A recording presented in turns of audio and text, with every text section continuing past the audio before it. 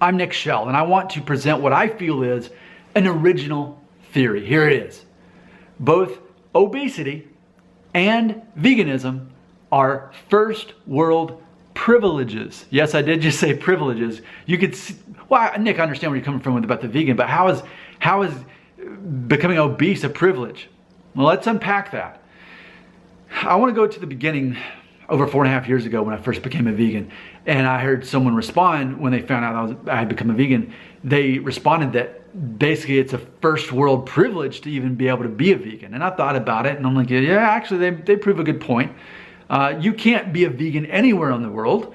Certain parts of the world just don't have access to fresh produce, and at the rate that I do here in Nashville, Tennessee. You know, in other countries, they've mainly only can live off the farm that they're growing their animals on, and they can really just eat those animals, and that's all they really can. They don't have access to the plants that I've got as an American living in Nashville, Tennessee. Totally accept that. Though I do also recognize there are other parts of the world who by default only really have access to non-meat diets.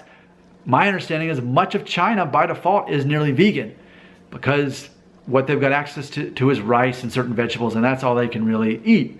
So I think maybe for some it's a first world or it's a third world curse, or maybe not even a third world. Maybe it's just a geographical thing that they're limited in a way that they have to become a vegan, or they have to mainly eat animals. Totally get that. As an American, as a living in the first world country here, that it's a privilege to be a vegan. It's not something that everybody in the world has access. And I'm okay with that, because me being a vegan has nothing to do with other people being a vegan. I'm not a vegan that wants other people to become a vegan. I don't care what other people eat.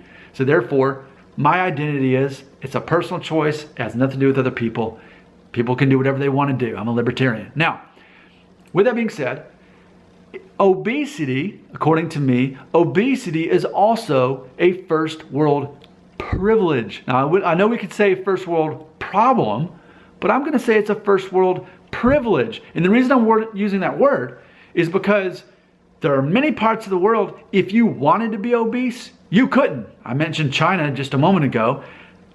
I'm sure that there is much of the massive country of China that couldn't be obese if they tried, right? Easily North Korea, I know that they're starving out too, even though South Korea sends them food, but the people at the top get the food and everyone else is just barely surviving off a little bit of rice. So it is a privilege to be able to even have access to so much animal products that you can become obese. Have you watched the documentary What the Health on Netflix? It presents a new perspective on things.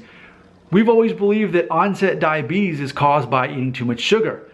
This actually provides scientific evidence that it's actually eating too much meat that causes onset diabetes. And when I think of obesity, I think of people who are much more likely, and we know this, science proves this, you're much more likely to get diabetes if you're obese. That's a fact. No one can argue with that. That's common sense in the medical field. Everybody knows that if you're obese, you're much more likely to get diabetes sooner in life than someone who is not obese. That's a fact. That's not an opinion, that's a fact.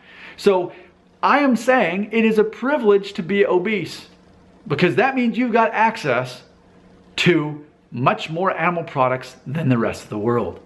So I think it's interesting though, in America, as an American, I live in a country where there's, when I think of America, I love our country. At the same time, I'm aware that there's such polarization. Politics for sure. I'm a libertarian, so I'm not fighting to be a Democrat or Republican believer. I'm not part of that. I'm in the middle. I excuse myself from that argument and that debate. In America, I feel that so much structurally going wrong politically that is a problem is that people have to choose a side. Either be Republican or be Democrat. Either be conservative or be liberal. Either or. Well, what we see also, though, is a trend in America is that people are tending to fall on one side or the other. People are tending to naturally gravitate towards becoming obese and getting onset diabetes. So that's a trend that's happening in America. But there's almost like a counter answer to that are people like me who choose to be vegan. It's a choice. And for me, it has nothing to do with animal rights. It's because I want to be healthy. It's because at age 36 and a half, I no longer have dyshidrosis, which is a form of eczema. I'm no longer allergic to animals. I no longer have constant sinus infections like I had for decades of my life. And so for me, it's a personal decision. Hey, if I can be healthier and know that I'm healthier, then I'm going to do it. And that's why I do it.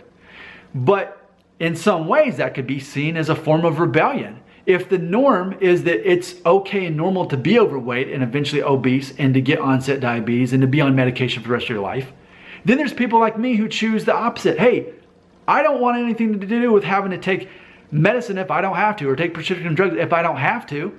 I'd rather avoid that. I'd rather not be obese. Now, look at me. Am I withering away? I've been a vegan for over 4.5 years, a vegetarian for nearly 6, and kosher for nearly 9 years. All right, so clearly I'm proof that you can be a male vegan and be just fine.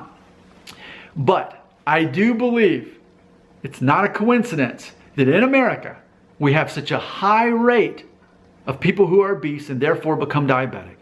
And we've got a growing number of people who are choosing to become vegans, not out of animal rights reasons exclusively, but because of health reasons. We can look at what's happening in America and think, look at all these people obese, look at all these people getting diabetes, look at all these people who are unhealthy.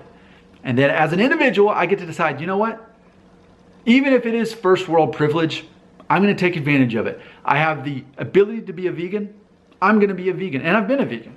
So in closing, both obesity and therefore onset diabetes and veganism are both of those things are both first world privileges. Yes, privilege. Not just anyone can be a vegan, but not just anyone can be obese. Not everyone has that option. It's a first world privilege.